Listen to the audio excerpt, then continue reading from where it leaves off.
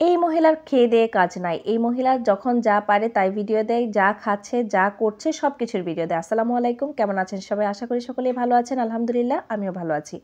প্রতিদিনের মতো আরও একটি ব্লগ ভিডিওতে স্বাগতম জানাচ্ছি। যেহেতু পিঠা আমার বাসায় অনেক বেশি আছে, সেজন্য কিন্তু সকালবেলা নাস্তাটা আমাদের পিঠা দিয়েই হচ্ছে। কিছু মনে টনে করবেন না, এটা কিন্তু মরিচের পিঠা। এরপরে মেরা পিঠা করব, মানে দুইটা মিক্স করে আমরা এখন খাবো। কারণ যেহেতু পিঠা অনেক বেশি দিয়ে দিয়েছিল আমার মা, সেই জন্য কিন্তু আমি পিঠাকে ফ্রিজে সব কিছু স্টোর করেছি। কারণ হচ্ছে দেখা যাবে কি আমি যদি নর্মালে রেখে দিই, মানে এমনিতে যদি ফ্রিজে না রাখি, তাহলে কিন্তু 2-1 দিন থাকলেই পিঠাটা নষ্ট হয়ে যাবে। আর এত কষ্ট করে বানিয়ে দিয়েছে মা, সেই জন্য কিন্তু আমি নষ্ট করতে চাচ্ছি না। গরমের দিনেও আমি এই পিঠাগুলোকে স্টোর করে রাখি হচ্ছে ডিপ ফ্রিজে। যখন অনেক বেশি পিঠা দিয়ে দেয়, ধরেন 1 সপ্তাহ থাকলে কিন্তু পিঠাটা নর্মাল চেম্বারে রাখলেও কিন্তু নষ্ট হয়ে যায়, ঘেমে যায়, ভিতরে নষ্ট হয়ে যায়, সেই জন্য। তো যাই হোক, যে কথা বলছিলাম, যে পিঠা ভাজতে ভাজতে আপনাদের সাথে কয়েকটা কথা বলি। যে কিছু কিছু মানুষ আছে যে দেখবেন আপনার ভিডিও দেখবে ঠিকই, কমেন্ট করবে না, কখনোই একটা লাইকও করবে না, কিন্তু তারা নেগেটিভ কমেন্টগুলো এভাবেই করবে, বা আপনার ইনবক্সে এসে আপনাকে নক করবে, বলবে কি যে এই মহিলার কোনো খায়া দেয়া কাজ নাই, এ হাঁড়ি পাতিল মাজছে, চা বানাচ্ছে, যা রান্না করছে সব কিছু তার শেয়ার করা লাগবে, যেখানেই যাক সেখানেই তার শেয়ার করা লাগবে, এরকম টাইপের কিছু মন্তব্য করে। আপনার যদি ভালো না লাগে ভাই, আপনি স্কিপ করে চলে যাবেন। ব্লগিংগুলো এই টাইপেরই হয়।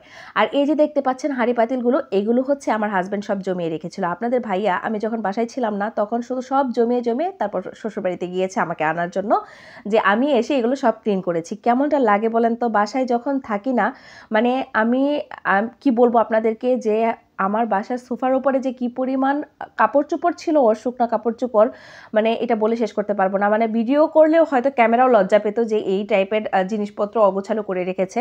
মানে একটা ছেলে মানুষ ব্যাচেলার থাকলে কি টাইপের যে অগোছালো হয়, এটা আসলে আপনাদের ভাইয়াকে না দেখলে বুঝতে পারতাম না। যদিও সে এই পচানোটা নিতে পারবে না।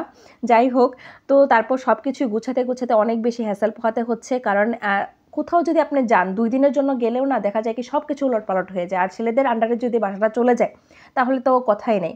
তো সব কিছুই গুছাচ্ছি, পরিষ্কার পরিচ্ছন্ন করছি, আর এইদিকে হচ্ছে আমাদের নাস্তাটা করছি। আমি যদিও ভিডিওগুলো করে রাখছি, যখন যেটা সুযোগ পাচ্ছি তখন সেটাতে ভয়েস দিচ্ছি। হয়তো দিনের উল্টাপাল্টা হতে পারে, তার জন্য দুঃখিত। কারণ প্রতিদিনের ভিডিওটা প্রতিদিন ভয়েস দেওয়া সম্ভবও হয়ে ওঠে না, কারণ অনেক বেশি ব্যস্ততার ভিতর দিয়ে যাচ্ছি।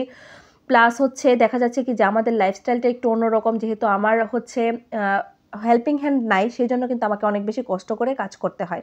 তো যাই হোক, এদিকে আমি একটু বেগুন পুড়িয়ে নিয়েছি, বেগুন ভর্তা করব।